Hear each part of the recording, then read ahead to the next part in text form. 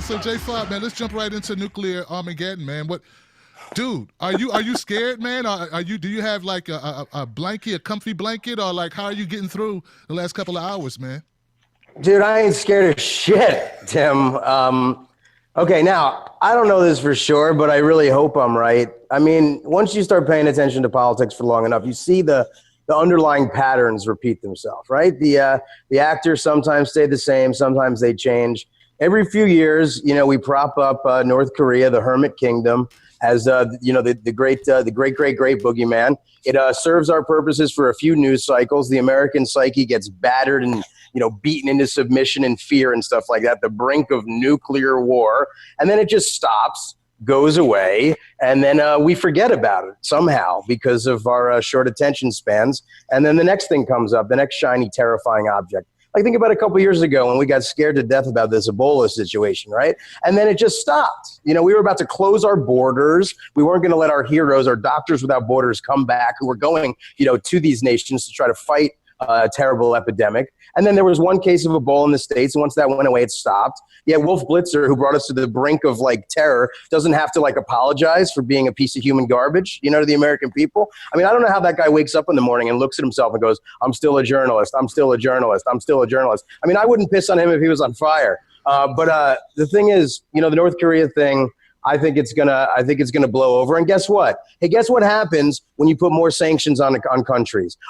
It pushes them into a corner. It pushes wounded animals into a corner. I'll tell you what it doesn't do. It doesn't help the people of those nations. It just makes strongman leaders stronger. It does nothing to help the people, kind of rise up and have any sort of democratic overthrow or anything like that. We've seen it in Iraq, what the sanctions did, to Iraq, even before Gulf War II, you know what I mean? And we see it all the time. So it's a bullshit tactic.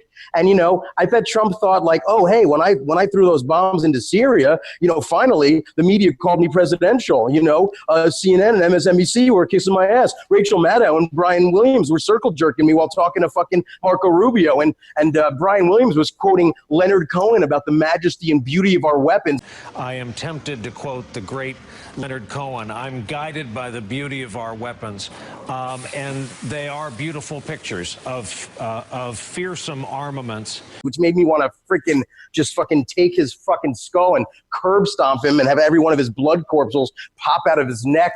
Okay, maybe I took it a little too far there. So you mean to say, JFOD, man, you believe that this is all a bunch of smoke and mirrors and they're just trying to do this to distract us? I don't know. Maybe Trump is being sandwiched into doing it. The thing that got me, man, was the fact that Russia and China went along with the sanctions. I'm like, what the hell? That's that kind of threw me. That's a fair point. I don't think it's a total distraction. I don't think anybody in the international community wants North Korea to get nuclear weapons. I just think the honest question is, why are we interested in North Korea? Yeah. It's because you think it's because we want to bring democracy to the people of North Korea? Absolutely, are you fucking man. kidding me? Absolutely. That's all we're about, is helping ourselves. I mean, helping people. That's all we're doing. Yeah. I mean, our tight-knit relationship with Saudi Arabia undermines any pretense that we give a fuck about democracy and human rights any place in the fucking world. So true. And the thing is, look, I don't know all the ins and outs of it. I mean, I'm sure there's fear of them getting, but the actual truth is where North Korea is at is they have the weapon, or version of the weapon. They don't have the delivery system set up yet. They actually don't have the capabilities. And, and the truth is there should be some sort of international kind of UN-based situation to keep them from armament. But at the same time, it has to be acknowledged that they've been ostracized from the entire international community. And guess what?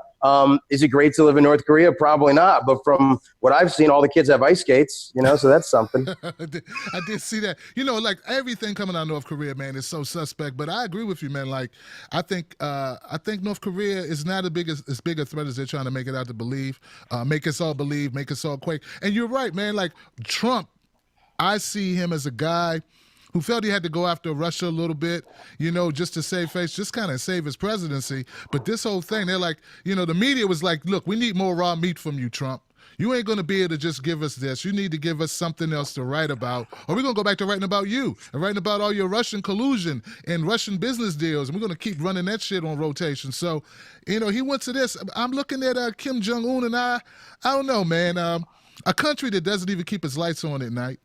I don't know what that's about. Like, we were talking about that the other night. I'm like, damn, no lights at night. They're blocked off from the world. But Nikki Haley, she sat down there today, bro, and she said, look, you know, we're doing this to help the people of North Korea too. Like these people, from what I understand, North Koreans are starving, bro, starving. And now we're going to cut off the way they make money, like make it harder for them. Their number one trade exporter is China or something. So, dude, I don't know, man. I guess there's some Americans who still feel like we do this for democracy, but come on, bro. Well, this is what it is. You know, America is the biggest imperialist country in the world, right? You know, over 700 military bases, et cetera, more death and destruction in our hands than you can really, you know, combine with the rest of the world right now. And guess what? Americans like to feel like, okay, at least with North Korea, they're evil. I mean, look at the way that guy dresses. Oh, come on. They're crazy. They think he's a living God. At least we're the good guys. Where it's like, hey, asshole, why don't you go back to the Korean War and actually look at the history and look what happened there and look at our interaction in that country that have contributed to how things are.